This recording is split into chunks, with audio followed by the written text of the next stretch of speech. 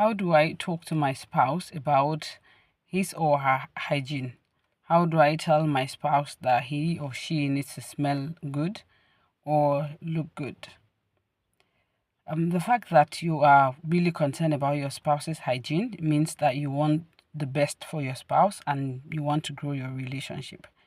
But know that this is a sensitive issue. You can't just come to your spouse and talk to them about such situation or such issue like you're fighting them or you're trying to attack them. Some of these issues when it comes to hygiene might be that they didn't know better or they don't know better. They weren't taught how to be able to take good care of themselves. And maybe sometimes it's actually a sign of depression or a sign of a medical condition. I'm not really making excuses for anybody, but I'm just saying sometimes these issues might be signs of depression or your spouse doesn't know better.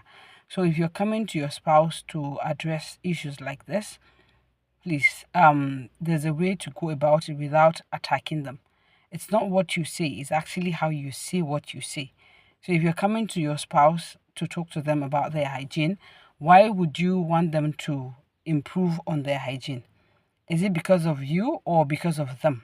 Or because of your relationship? Understand that you and your spouse are teammates. And so whatever it is that affects them affects you.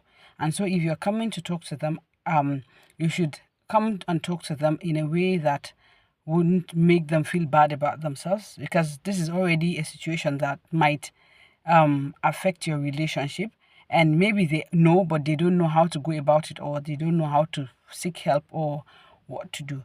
So when you come to them, talk to them in a way that won't make them feel bad about themselves, and this is an issue that might affect their self-esteem also. So talk to them in a way that won't affect their self-esteem. So if you're addressing the issue, don't talk to them and say, oh, I feel you're smelling very bad and I don't like it. Talk to them in a way that they will feel you are actually having their best interest at heart. You can say, oh, remember the time when we bought such perfume, or have you tried this perfume? I think it will smell good on you, or something like that. Or if you want them to maybe wash their clothes, if there are people who don't wash their clothes, forget it. They're adults that don't really like washing their clothes.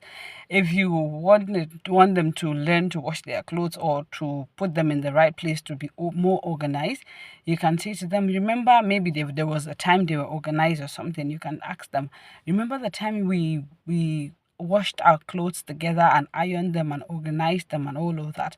Can we try doing something like maybe something that will make the house smell good or look good or something like that?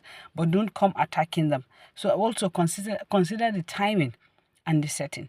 You can't talk to your spouse when he or she is tired, maybe just came back from work, and then you say, okay, now I have to talk to you. You are very clumsy. You need to do this. No, you can actually find the time when both of you are in a good mood, then you can address the issue. And also the setting matters, not in front of the children. You can't start calling them names. You are a clumsy person, you are dirty, you are this or that. Or maybe you've noticed they've done something regarding their hygiene and you notice it doesn't sit well with you.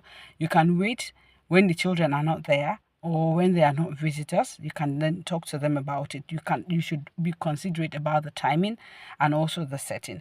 And also prepare your approach. For me, sometimes if I want to talk to my husband, sometimes I write down what I want to say and I try my best to stick to what I want to address.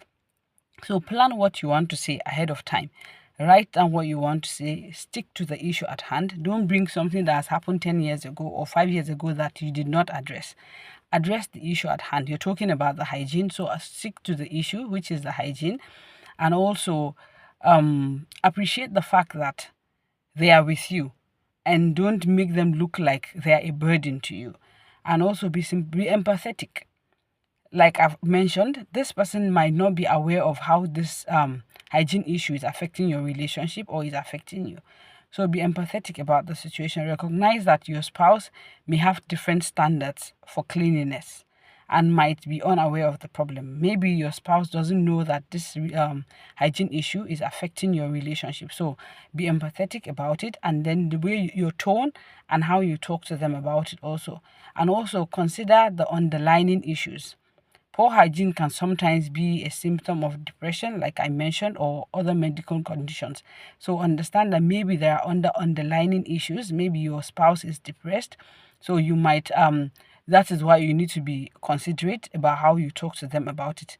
We are not making excuses for somebody being clumsy or being unhygienic, because they say the popular saying is cleanliness is next to godliness. So we need to be clean. We need to be hygienically okay, especially for the sake of our spouses. It's not all about us. So if you're looking good, you are looking good for yourself, and also you're looking good for the sake of your spouse, so that they will be it's easy for your spouse to be able to interact with you and all of that.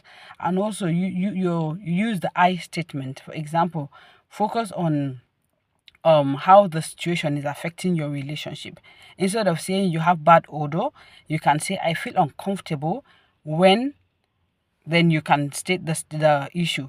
I feel, maybe you can say I feel uncomfortable when you maybe put on dirty clothes and we are going out, or I feel uncomfortable when you don't brush your teeth and you would want me to kiss you, something like that. Or I feel uncomfortable when you keep picking your nose in public. But then talk to them when there are no people around. You can't not shout on your spouse, or talk to them when there are other people around. And also, or you can say, I want us both to feel comfortable or good about ourselves. I want to be comfortable when we are together. Maybe when we're making love, or when we are kissing, or something like that. You can tell them you want to be comfortable about it. And because you love them, that is why you are addressing this issue. But don't attack them. And also be honest about how you feel, but be kind.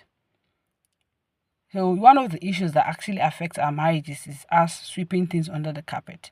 There are issues that are inconsequential, that it is okay for you to just leave it. You don't have to address everything. You don't have to talk about everything that happens. But there are issues that you have to talk about. For example, this one, talking about hygiene, you are going to live with this spouse for maybe the rest of your life, or 5, 10, 20, 30, 40 years. You will not want to keep running away from your spouse because of their hygiene. So you have to be honest about it, but you have to be kind how you talk to them. Like, communicate your concerns without really being rude or being judgmental. You can't say, why are you always like this? Why are you very clumsy?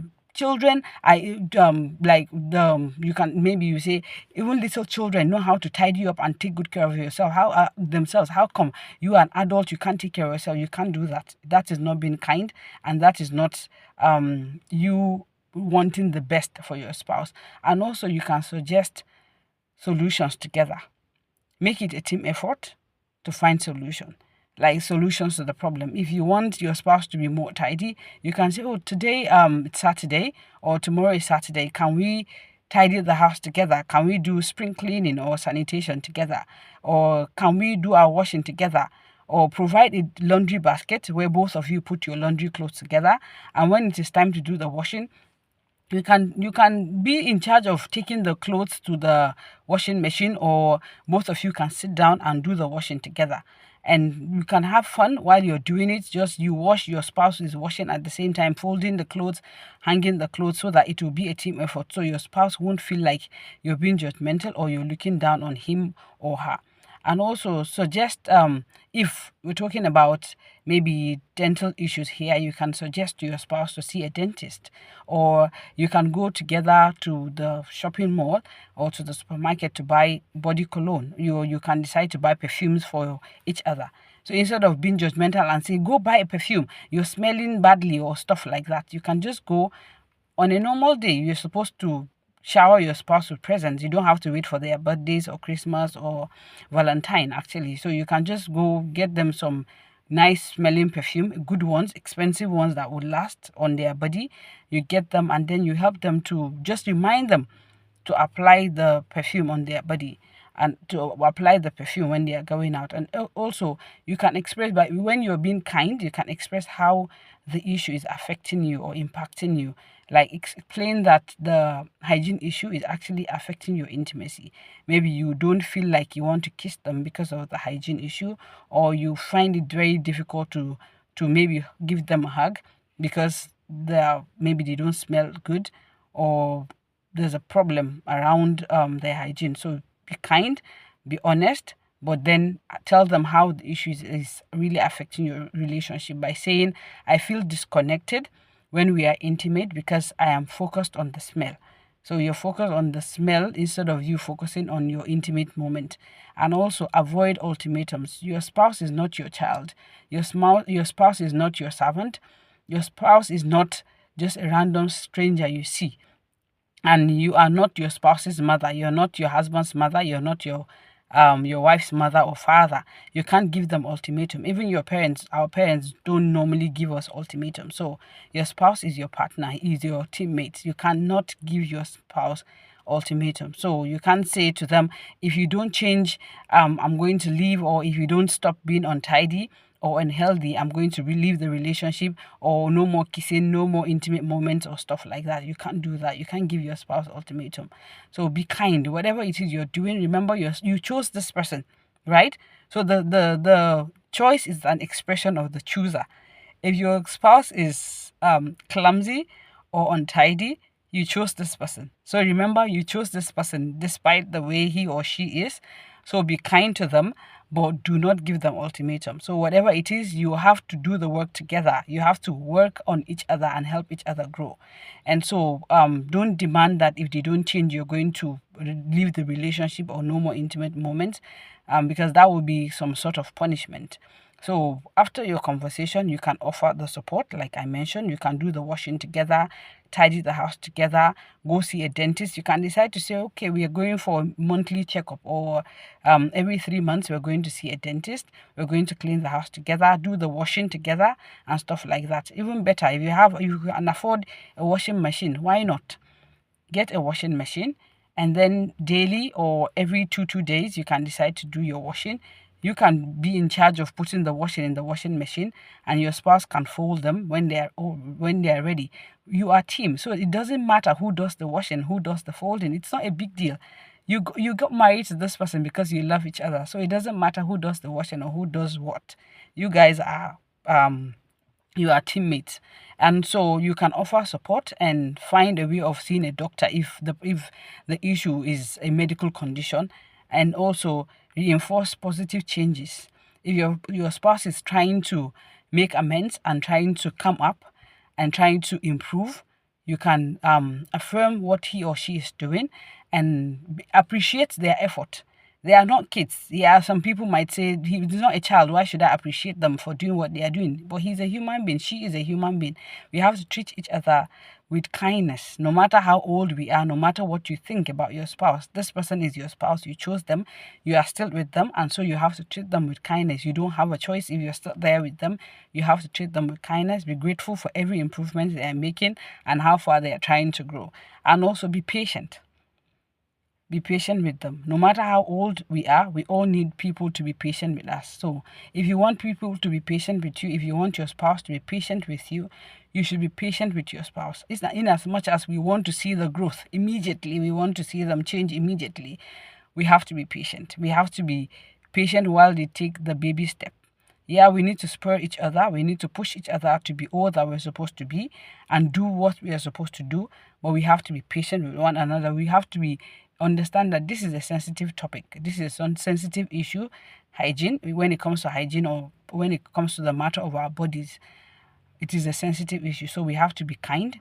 We have to be patient, and also we have to even encourage one another as much as we want the change to happen now. Thank you.